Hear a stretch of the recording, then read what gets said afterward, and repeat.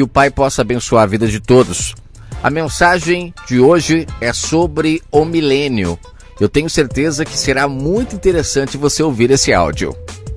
Todas as pessoas que estão ouvindo os áudios do canal Adorando em Espírito e estão compreendendo que o reino do Pai ele é espiritual, todas essas pessoas elas vão somando para que em breve o sistema religioso perca toda a sua força.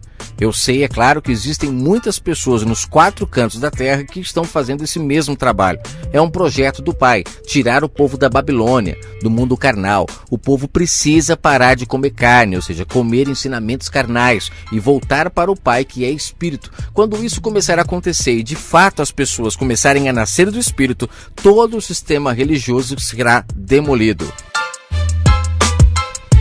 Essa mensagem sobre o milênio, ela é muito interessante. Eu gostaria que você redobrasse a sua atenção, pois ela vai contra tudo que o sistema religioso disse sobre isso. Temos que ficar atento com o sistema religioso. Muitas pessoas estão saindo do sistema e ainda estão apegados a mentiras que o sistema ensinou.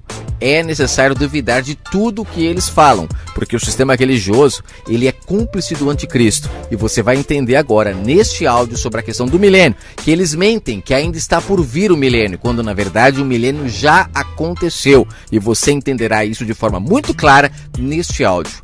Não desligue, ouça até o fim para que o seu entendimento se abra. Eu confesso aos irmãos que quando entendi isso, fiquei chocado, porque é muito contraditório ao que a gente aprende a vida toda. Mas nós não podemos barrar o nosso entendimento.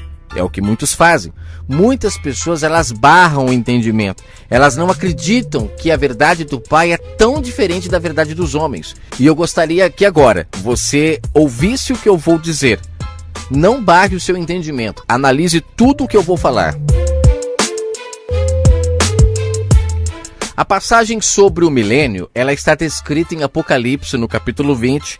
Logo no primeiro verso, já começa falando sobre o milênio. Diz assim: E vi descer do céu um anjo, que tinha a chave do abismo, e uma grande cadeia na sua mão. Ele prendeu o dragão, a antiga serpente, que é o diabo, Satanás, amarrou por 1000 anos e lançou-o no abismo, e ali o encerrou.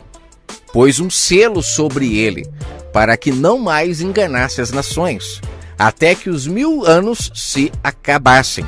E depois importava que fosse solto novamente por um pouco de tempo. Por enquanto, vamos ler só esses 3 versos para depois continuarmos. Analise comigo. O livro Bíblia, ele foi escrito de uma maneira que, se não for o Espírito do Pai para dar discernimento e colocar em ordem a história, nós não conseguimos entender em que momento as coisas estão acontecendo. Parece que pegaram as escrituras, os pergaminhos, pegaram os livros lá em branco, as folhas, jogaram nela ali toda a escritura e não se preocuparam em colocar na ordem, não. Até porque parece que foi de propósito o fato de não se colocar na ordem para que as pessoas fiquem presas realmente na mão desses falsos profetas. Homens que se utilizariam desses livros hoje, chamado Bíblia, para escravizar as pessoas. Porque aí cada um cria a sua forma de pensar, cada um explica de um jeito e nisso cria-se muitas religiões. Ou também existe o fato de que quem compilou, quem escreveu, por não ser espiritual, com certeza não sabia nem o que estava escrevendo. Aí, é claro, não consegue se colocar na ordem. O detalhe mais interessante, e aí eu não sei se você já parou para pensar, que a Bíblia, de fato, ela pode ter sido escrita desse jeito justamente para que aqueles que são carnais não a compreendessem. E com isso, ela durasse até hoje. Imagine você, na época em que a Bíblia foi escrita, essas pessoas que eram carnais, compilando ela, não compreendendo nada do mundo espiritual, escrevendo, por exemplo, o livro de Apocalipse. Eu tenho certeza que eles ficavam loucos ao escrever aquilo. E por isso escreveram, ninguém vai entender nada. Dragão, besta que sobe do mar, que sobe do abismo, 1000 anos, milênio, o que é isso? Não entendendo nada, escreveram. Mas o Pai, na época certa, abriria os olhos espirituais daqueles que de fato ainda não estavam mortos pela besta, e esses começariam a enxergar os planos do Pai através deste livro, deste pavio que fumega, quase apagando. Eles tiraram quase toda a verdade, ficou meio morto o livro. A verdade do Pai ficou quase morta nesse livro, mas é esta verdade que pouco se dá esperanças de vida. É essa palavra que está dando os últimos suspiros e abrindo os olhos, os ouvidos e também tirando todas as algemas das pessoas que estavam amarradas pela besta, pelo sistema, para calá-los. Hoje o Pai tem aberto todo o entendimento dessas pessoas para ir e anunciar a verdade do Pai espiritual. E aqueles que estão ouvindo estão se salvando. Vamos lá. No livro de Apocalipse, no capítulo 20, ele começa falando de um anjo que desceu do céu. E esse anjo, ele tinha uma chave. Essa chave, ela abriu um abismo imenso. E nesse abismo, esse anjo lançaria dentro dele o dragão, antiga serpente, também conhecido como Diabo ou Satanás. Lá dentro desse abismo, ele ficaria preso por 1000 anos. Olha só, são 1000 anos preso, acorrentado. O sistema religioso, eles dizem que isso acontecerá. Serão 1000 anos de paz sobre a terra, onde o diabo não conseguirá fazer mal para ninguém e automaticamente o Messias reinará na terra. Ou seja, as pessoas estarão livres do diabo. O primeiro ponto interessante é a questão quando ele fala dragão, a antiga serpente. Por que dragão, a antiga serpente? Significa que a serpente, ela cresceu, ela evoluiu, ela ganhou força. Ela começou pequenininha, se opondo às verdades do Criador, só que com o passar do tempo ela foi ganhando força, ela foi adquirindo mais poder e com o passar do tempo ela se tornou um dragão muito grande, capaz de enganar o maior número de pessoas do que uma serpente enganaria. Mas o texto é claro, não é porque ela deixou de ser uma serpente para se tornar um dragão que ela não continua sendo o diabo ou Satanás. No caso, um opositor à verdade do Pai, porque a palavra diabo e Satanás significam opositor à verdade. Até aqui já fica muito claro que quando diz dragão, antiga serpente, está se referindo a uma mentira que ganhou força, a um poder que começou pequenininho, mas foi ganhando poder, ao ponto de se tornar um dragão gigante, capaz de enganar uma quantidade de pessoas muito maior. No canal Adorando em Espírito tem um áudio sobre a questão do porquê que o Messias veio ao mundo. Este é um detalhe muito importante para desvendar, ou seja, para consertar esse quebra-cabeça, porque na verdade virou um quebra-cabeça. É interessante entendermos o porquê que o Messias veio ao mundo. Quando nós entendemos que antes do Messias estar no mundo, a besta já operava, ou seja, ela já enganava as pessoas, essas serpentes que aqui está se referindo, esse diabo, que começou serpente e depois se tornou um dragão, ele já existia antes do Messias vir. Já enganava o povo em grande escala. Muitas pessoas eram enganadas por essas antigas serpentes. Serpentes que começaram a enganar o povo lá no Éden. É claro que você precisa entender que este Éden, ele pode não ser literal, o início do mundo. Pode ser o momento onde o homem caiu do Espírito. Ou seja, é bem aquele momento onde é apresentado para o homem os frutos da carne. E o homem, através do fermento das serpentes, abandonou a árvore da vida, onde ele comia dos frutos espirituais, para comer agora dos frutos carnais. Ele deixou de ser espiritual para viver da carne. Foi o momento em que as serpentes entraram na história e fizeram com que o homem se afastasse do Criador, deixasse de ser espiritual para ser carnal. Foram fermentados através desses homens, porque na verdade essas serpentes, o próprio Messias quando veio, ele denunciou que as serpentes eram o sistema religioso que estava operando em Israel. Nós sabemos que o Messias ele denunciou o sistema religioso de sua época e ele chega a dizer que aqueles homens colocavam fardos sobre as pessoas que nem eles conseguiam carregar. E o Messias, olhando para as ovelhas que estavam carregando aqueles fardos, ele dizia: "Vinde a mim, porque o meu fardo é leve." O fardo desses homens é muito pesado, mas o meu é leve, porque o do Messias é espiritual, não é carnal. Acaba-se as liturgias, as tradições, acaba-se tudo. Você vai viver uma vida de amor ao próximo, entendendo que o mundo do Pai é espiritual. Esse é o mundo do Messias, um reino interno. Já o reino daqueles homens se tornou externo, onde tudo era visível, a oração era visível, os cultos, todas as tradições, tudo era visível, e com isso as pessoas ficavam escravas nas mãos daqueles homens. O Messias, ele dá uma porta de saída para eles. Como ele disse lá em João 10, eu sou a porta do aprisco. Ele foi lá para tirar o povo daquela prisão. E ele disse, vinde a mim, deixem o fardo que esses homens colocam para colocar o meu fardo que é leve.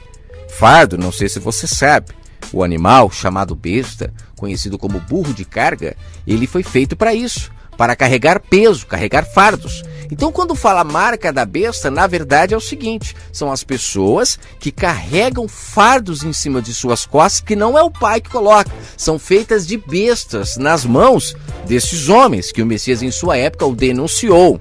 Lembrando que ele não só denunciou aqueles homens que faziam o povo de besta, faziam eles carregarem fardos pesados para enriquecerem esses homens, o Messias também chamou eles de serpentes, raça de víboras. Ou seja, será que tem alguma coisa a ver com a serpente do paraíso?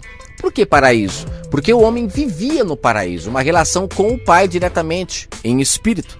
Entre as plantas que o Pai não plantou em Israel, homens que se introduziram, os famosos lobos, e eles começaram a fazer o rebanho se perder.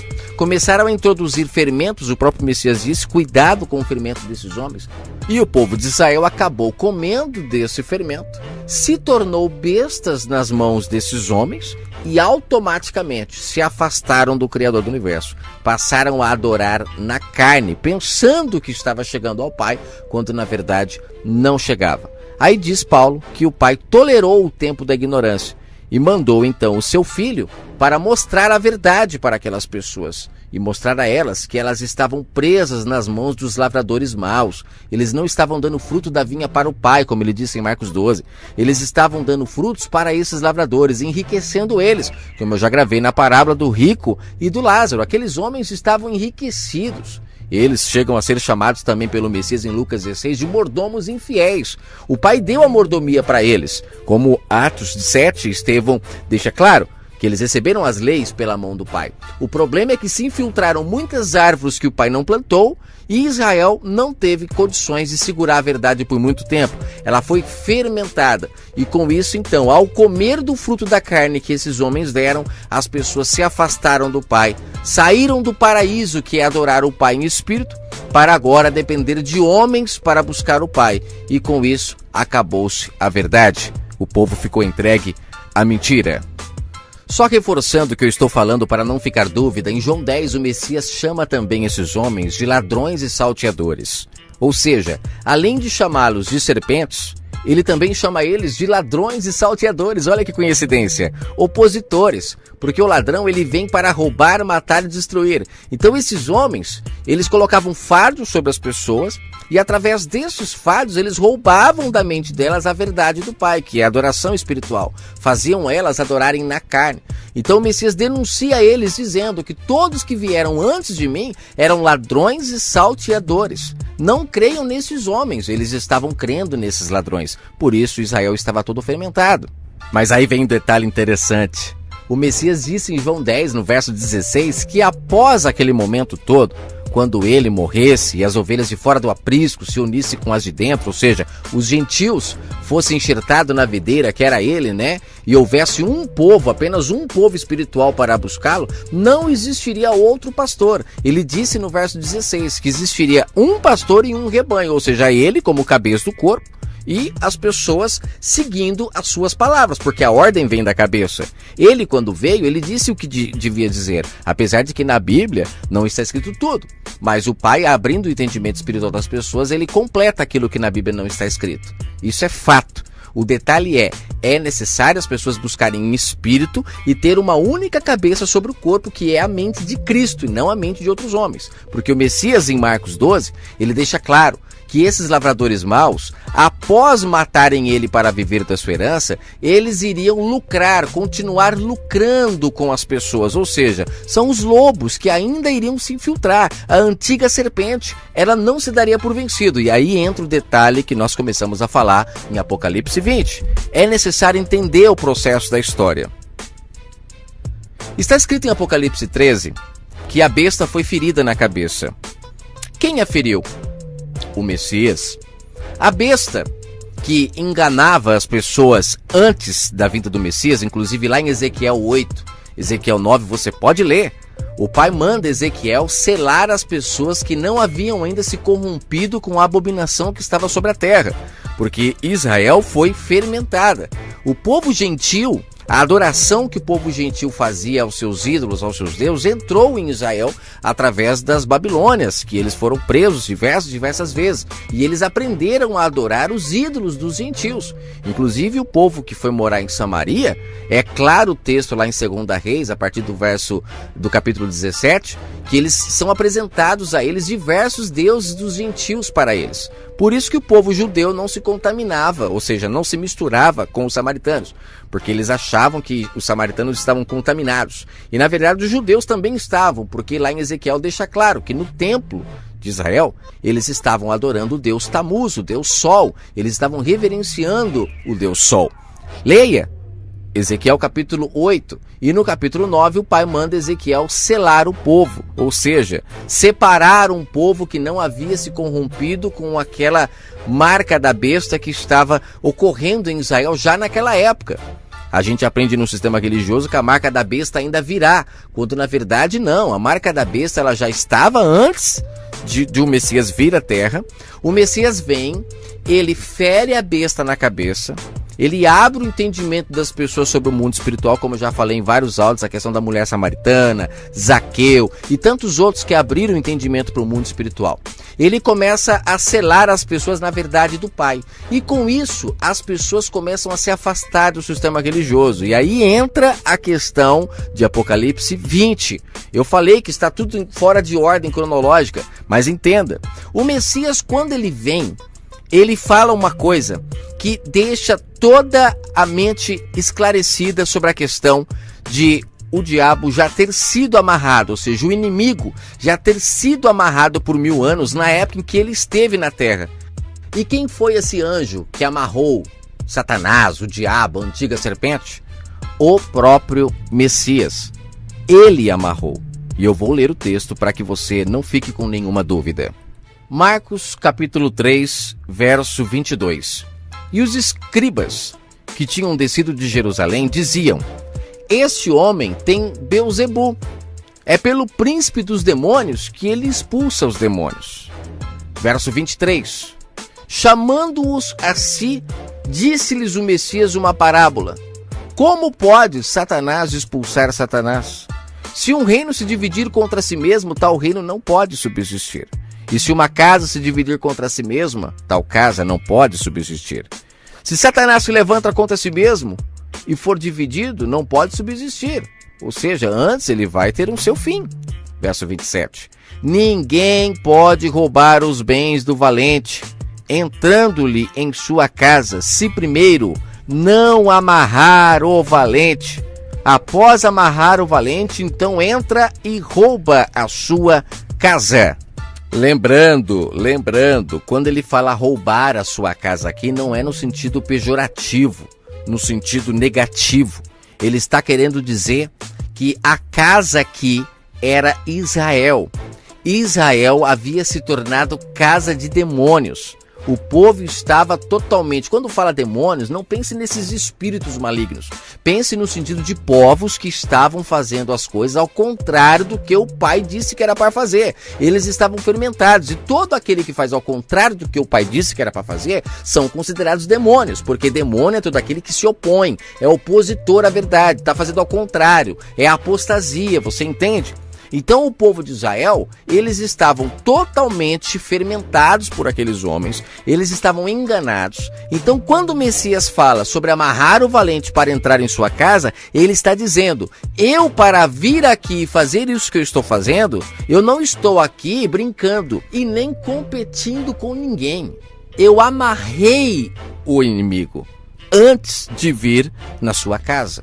Então significa aqui que o Messias... ele amarrou o inimigo, as obras infrutíferas, ele amarrou para que ele pudesse então ali naquele momento fazer o seu trabalho, sem ser atrapalhado por nenhum espírito imundo que pudesse tentar atrapalhá-lo.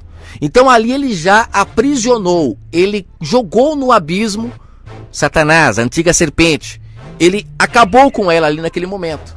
Só que aí você me pergunta, mas não são 1000 anos? Exatamente. Lembra sobre o áudio do dízimo? Por isso que é interessante ouvir todos os áudios do canal, porque o pai está dando entendimento, mas não dá para gravar um áudio inteiro, senão vai ficar 10 horas falando para colocar tudo em ordem.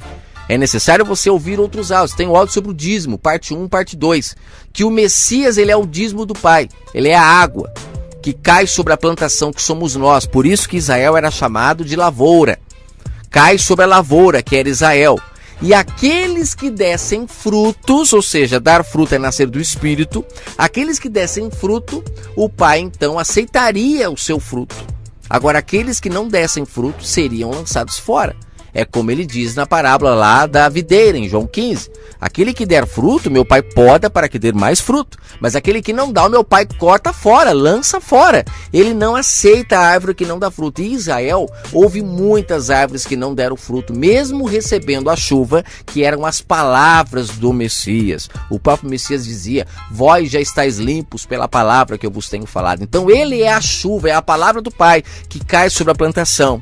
Por isso que o Messias lá em Mateus 23, ele falava para o povo, vós tende por pai o diabo, né? Só existe um pai. Ali ele está dizendo o seguinte, que aqueles homens, eles estavam tão fermentados, mas tão fermentados, que eles já estavam órfãos aos olhos do Pai. Eles acreditavam que estavam buscando o Criador do Universo, mas na verdade eles não estavam buscando mais Ele. O Messias mesmo diz, eu vim para que creiam que só existe um Pai, um Mestre. E ele diz em Mateus 23 e também em João 17. Eu vim para que creiam que só exista um Criador, um Pai, um Mestre, né? Então, o povo de Israel estava órfão, não estavam buscando o verdadeiro Pai. Eles estavam viúvos, porque eles estavam buscando deuses mortos. Por isso que o tempo todo, João e tantos outros discípulos se referiam ao Criador do Universo como um Deus vivo, porque o povo de Israel estava buscando deuses mortos, assim como a mulher samaritana. Tinha 6 maridos, 6 ídolos, que não ouviam, não falavam, eram cegos, mas eles adoravam eles nos montes e nos templos. E o Messias, quando veio, ele trouxe a água, que é a chuva do Pai, para alimentar essas viúvas e torná-las agora maridas, ou seja, esposas, né, no caso, de um Deus vivo. Foi o que ele fez com a mulher samaritana. A mulher samaritana, ela estava adorando um marido, ou seja, ela estava tendo relação com um marido que não era o marido dela. Porque o marido dela é um Deus vivo e ela estava se relacionando com deuses mortos, maridos mortos. Porque marido, se você ler o livro de Oséias, deixa claro que marido na Bíblia é o Criador do Universo. E os outros ídolos também são chamados maridos, mas considerados amantes, porque são mortos, não é o verdadeiro marido, que é o Criador do Universo. O povo de Israel foi separado para servir ao verdadeiro marido, mas foram fermentados e estavam buscando deuses mortos. E também estavam pobres. Por isso que o dízimo era dado aos pobres, e é pobre de espírito, não é humilde, não confunda, humilde de espírito é uma coisa, esses são bem-aventurados, são aqueles que ouvem a voz do bom pastor e a seguem. Agora os pobres de espírito são aqueles que não têm o espírito do Pai mais em si, o espírito do Pai está pobre, está morto dentro da pessoa, ela se tornou um filho pródigo, lembra na parábola do filho pródigo? Aquele filho que eu achei que estava morto ressurgiu. Olha a expressão, filho morto, ou seja, as pessoas estavam mortas aos olhos do Pai, de forma espiritual, eles estavam carnais, praticando obras da carne. É o famoso construir a Torre de Babel, que eu gravei um áudio no canal, sobre ser batizado no Espírito. Aqueles que recebem o Espírito do Pai, que são as palavras do Messias, a água que rega a plantação, aqueles que recebiam essa palavra e davam frutos, essas pessoas nasciam do Espírito e começavam a ser testemunhas da verdade. Só que diz o texto, que as testemunhas, lá em Apocalipse 11 está escrito, que as testemunhas, elas foram mortas pela besta. Ou seja, lembra, Apocalipse 13, a besta vinha com o seu poder. Se ela foi ferida na cabeça, é porque ela estava com poder antes disso. Aí vem, ela foi ferida a espada, ou seja, o Messias, a palavra do Pai, a espada, feriu ela, libertou muitas pessoas de suas mãos. As pessoas começaram a deixar os fardos da religião para colocar o fardo do Messias, buscar o Pai em espírito, pois o Messias diz que a única forma de se buscar o Pai é em espírito. O povo começou a abandonar, eles começaram a querer buscar o Pai em espírito, assim como o Messias disse para a mulher samaritana, e com certeza ele dizia para todos. E o povo começou a acordar dos seus túmulos, o povo começou a abrir os seus olhos espirituais, os seus ouvidos espirituais. O que era mudo deixou de ser mudo, como eu falo no áudio sobre as curas do Messias que eram espirituais. Por isso que ele dizia, quem tem ouvido ouça. Quem tem olhos que veja. Todo mundo tinha olho, todo mundo tinha ouvido, mas os espirituais aqui estavam fechados, porque essas antigas serpentes haviam lacrado os ouvidos das pessoas. Elas estavam incircuncisas, como disse Estevão em Atos 7, de ouvido e de coração. Eles estavam totalmente mortos, carnais, praticando obras infrutíferas aos olhos do Pai. Então o Messias, quando ele vem, ele começa, abre o olho de um aqui, libera a audição de outro ali, tira da paralisia o outro ali, como é o caso de Zaqueu. Zaqueu era paralisado pelo sistema, fazia mal para as pessoas, roubava e depois ia lá sacrificar. Vem o Messias, em um bate-papo com Zaqueu, liberta Zaqueu, e Zaqueu passa a ser um homem nascido do Espírito e não pratica mais obras mortas e começa agora a se consertar com o próximo, dar fruto para o Pai. Isso é um homem que era paralítico e agora começou a agir de acordo com o que o Pai queria. Que é como eu falei no áudio sobre as curas do Messias, a questão lá do bom samaritano. O sacerdote era um homem paralítico pelo sistema, tropeçou no rapaz caído e não fez nada por ele. Já o publicano demonstrou ser um cara que não era paralítico aos olhos do Pai, porque pôde fazer o que era da vontade do Pai, que era cuidar do próximo. E aquele sistema que estava naquela época, eles escravizavam as pessoas, paralisavam as pessoas e as pessoas não conseguiam fazer a vontade do Pai por causa do fermento. O Messias começou a libertar todo mundo. E o que aconteceu? A besta foi perdendo o seu poder. As pessoas não estavam aceitando mais carregar o fardo daqueles homens. Eles começaram agora a querer o fardo que o Messias colocava, que era leve. E com isso, aqueles homens deixaram de vender os seus animais. Começaram a deixar de fazer o povo de comércio. E foram perdendo até que o templo foi destruído. Para você ter uma ideia, povo liberto, povo acordando, começaram a destruir tudo, não aceitavam mais aquelas práticas. Isso representava a água caindo sobre a plantação, o povo sendo liberto, limpado a sua ira, que é isso que o Messias veio fazer. Lembra quando João disse para os fariseus: vocês estão preocupados com esse batismo de água? Esse daqui é só para arrependimento, mas vem um que batizará com fogo. A esses vocês devem temer. Ele virá limpando a eira. O que é limpar a eira? É descauterizar a mente. A mente do povo foi cauterizada por aqueles homens e o Messias veio descauterizando. Conforme o povo ia se libertando, começou a surgir uma revolta no povo contra aqueles homens. E ao mesmo tempo, essas pessoas começaram a buscar em espírito e começaram a fugir daqueles homens. Aí entra a questão do livro de Atos, onde as pessoas se reuniam não mais nos templos, mas se reuniam nas casas. Por quê? Porque eles começavam a fugir do sistema religioso. Lembra quando Pedro e João, pregando na porta do templo, ganham mais de 3.000 almas? Depois eles foram proibidos de entrar no templo. Por quê? Leia Atos ali 3, 4 para você entender. Eles foram proibidos de entrar no templo. Porque quando eles começavam a falar a verdade para o povo não queria mais ir para o templo.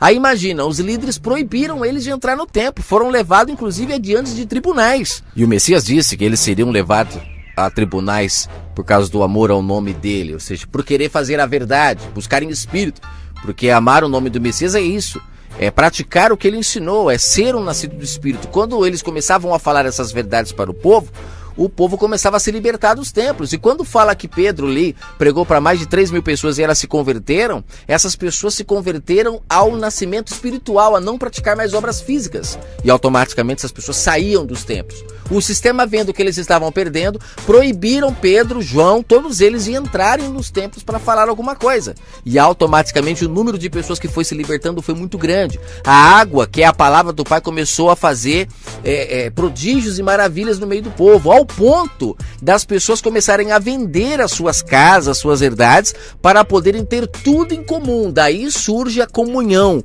Quando diz a palavra comunhão, é disso, todo mundo ter tudo em comum. O povo em Atos lá começaram a vender tudo, até que surgem Ananias e Safiras corrompidos pelo sistema e não aceitam aquilo. Ou seja, provando que já entrou ali o fermento novamente dos fariseus, que com certeza fizeram a cabeça daquelas duas pessoas a não aderirem àquilo, a não ter aquele tipo de comunhão, com certeza alegando que o Pai não aceitava aquilo. Já começou ali a besta a começar a demonstrar o seu poder novamente para manter o povo na carne. Mas a palavra do Pai começou a se propagar, muita gente aceitando, muita gente se libertando. E este tempo durou 1000 anos. Então vem o Messias, fala a verdade, fere a besta na cabeça, liberta muitas pessoas. Essas pessoas libertas começam a pregar a outras e vão aumentando o número de pessoas. Inclusive está escrito que o Messias, quando ressuscitou, muitas pessoas que estavam mortas ressuscitaram também, levantaram dos seus túmulos.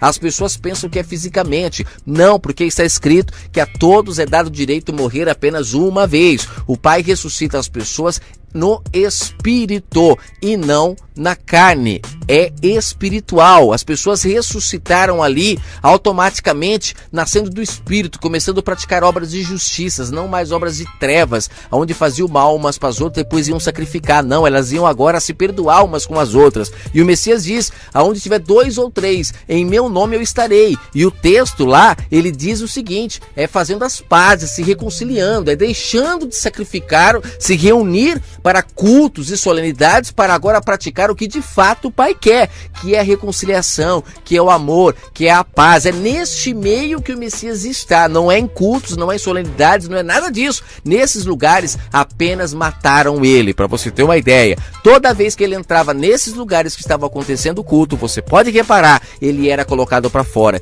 e muitas das vezes ele fugia escondido para não ser morto antes do tempo, porque ele precisava cumprir todo o seu projeto de libertação das pessoas do mundo carnal, para deixá-las agora nascidas do Espírito. Então espero que você tenha entendido claramente que o Messias veio, feriu a besta na cabeça.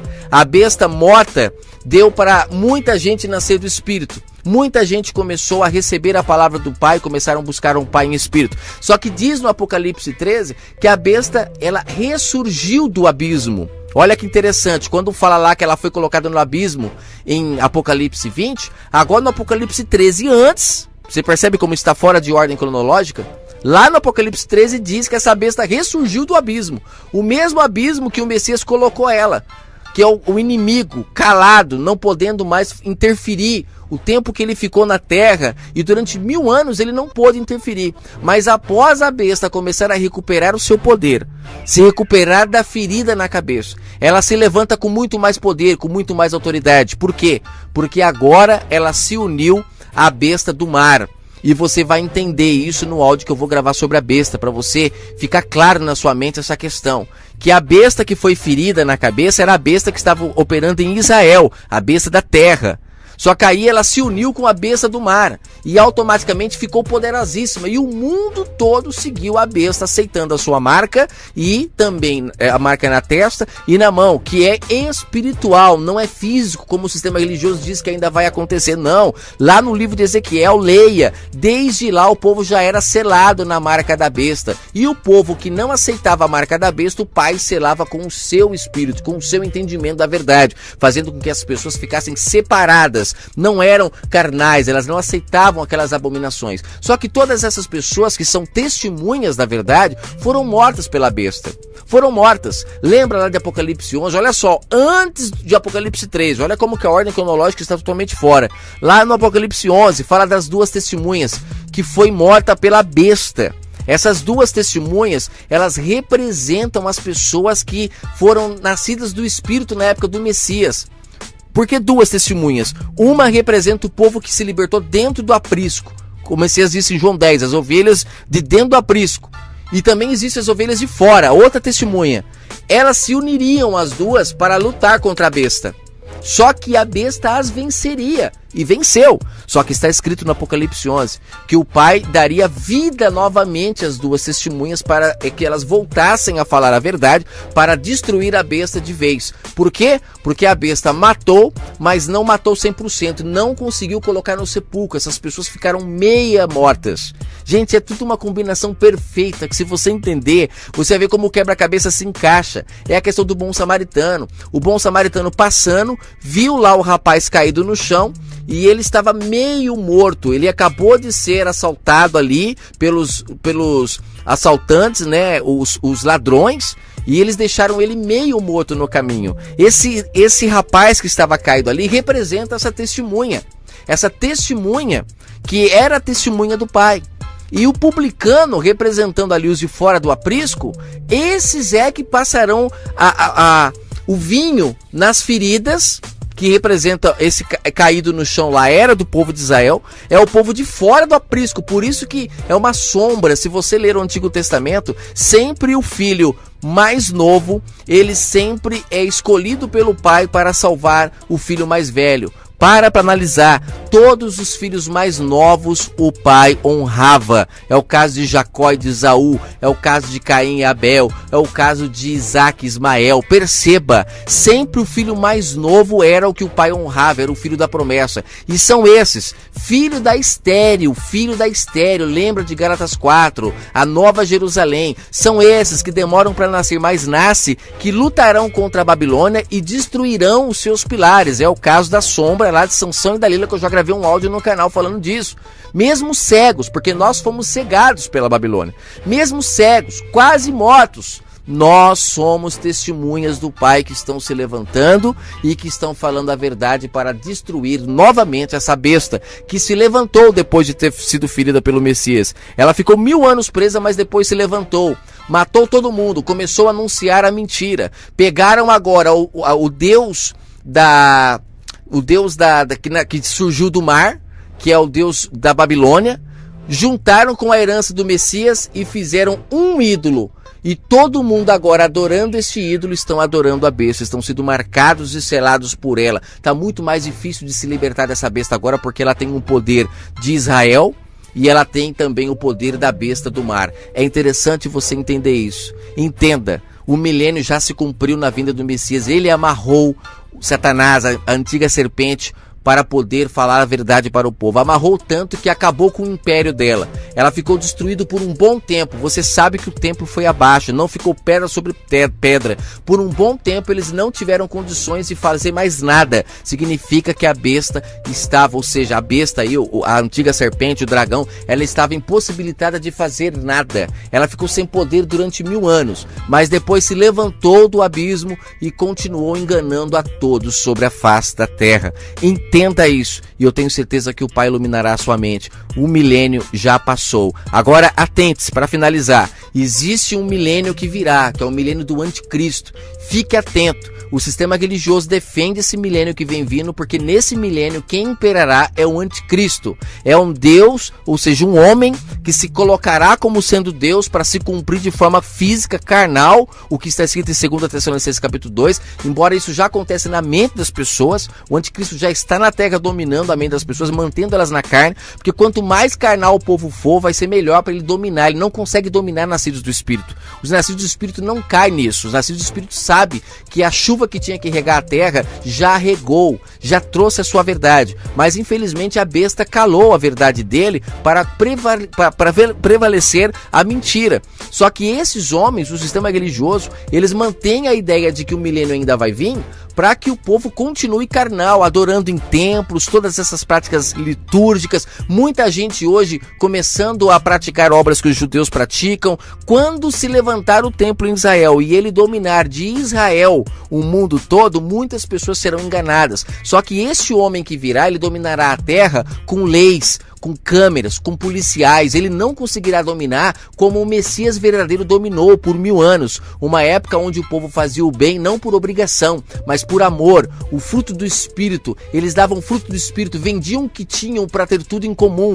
Isso é nascer do Espírito, isso é receber a chuva do Pai, isso é de fato ser dominado pela cabeça, pelo Messias. Quando fala que ele dominaria o mundo de Israel, não é essa Israel física. Essa Israel física, ela já perdeu todo o seu trono. O Messias, ele deixou essa Israel física no altar para se casar com a Israel espiritual. A Israel física estava contaminado com os seus deuses e o Messias abandonou para buscar os verdadeiros adoradores que adoram em espírito. Essa Israel física, esqueça eles, são passados, são carnais, não coma do fermento que eles dão. Busque o verdadeiro Pai que opera diretamente do seu trono na Israel celestial, na Jerusalém celestial. Ela não é visível a olhos humanos.